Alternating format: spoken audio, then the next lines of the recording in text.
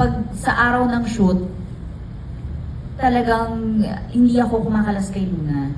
Kasi pag nag-pack up naman ako, totally kakalas ako para bumalik ako kay Adelina na very lively, bunsong kapatid na 1945, tapos vaudeville dancer naman na napakadaldal, napaka-dressy, ganyan, makikipaglaban sa mga Hapon. Yung iba rin ang pabango ko kay Adelina. So pag nag-switch, pag mas nararamdaman, ay mas sweet yung naaamoy ko. So si Adelina to, ganyan. So malaking tulong sa akin ng ang scent na nakatulong sa akin yun ng malaki. At syempre yung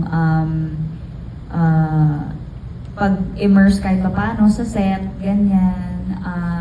Kapag actors in, I try my best na mauna doon bago mag-blocking just so I could really be in touch with the set para familiar ako kasi magkaiba ang set ng dalawang project na ginagawa ko at the time.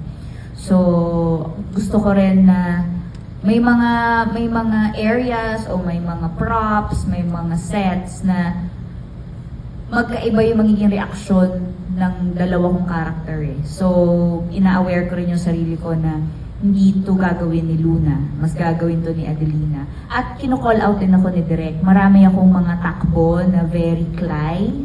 Tama, Direk? Yung takbo ko sa Masquerade Ball, yung takbo ko pabalik ng Penthouse, pangatlong take yata yun kasi masyado daw maangas yung takbo ko. Nakikita daw niya si Cly. So, inulit namin hanggang sa magmukhang very Luna.